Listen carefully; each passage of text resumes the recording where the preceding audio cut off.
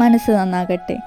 സമീപകാലത്ത് കേരളം കണ്ട ഏറ്റവും വലിയ ദുരന്തത്തിന് മുന്നിൽ പകച്ചു നിൽക്കുകയാണ് വയനാട്. നൂറുകണക്കിന് വീടുകളാണ് ചൂരൽ മലയിലും മുണ്ടകയിലും മാത്രമായി പ്രകൃതിയുടെ കലിതുള്ളലിൽ ഇല്ലാതായിപ്പോയത്.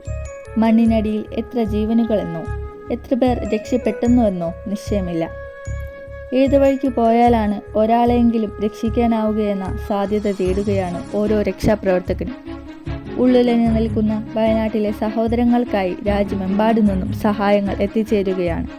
എത്ര സഹായങ്ങൾ എത്തിയാലും അവർക്ക് നഷ്ടപ്പെട്ടതൊന്നിനും പകരം വയ്ക്കാനാകില്ല എങ്കിലും അവർക്കായി സർക്കാരിൻ്റെ ദുരിതാശ്വാസ പദ്ധതിയിൽ ആവശ്യ സാധനങ്ങളുടെ സമാഹരണത്തിൽ Sidi Sahib memorial higher secondary സ്കൂളിലെ NSS യൂണിറ്റിലെ വിദ്യാർത്ഥികളായ ഞങ്ങളും ഭാഗമാവുകയാണ്. ഞങ്ങളുടെ സഹോദരങ്ങൾക്ക് ഞങ്ങളാൽ കഴിയുന്ന സഹായവുമായി. അപകടത്തിൽ നിന്നും രക്ഷപ്പെടുന്നവരുടെ ദുഃഖവും നടുക്കവും നമുക്ക് പരിഹരിക്കാനാകില്ലെങ്കിലും അവർക്ക് നൽകാവുന്ന എല്ലാ സഹായങ്ങളുമായി നമുക്ക് ഒരുമിച്ച് കൈകോർക്കാം.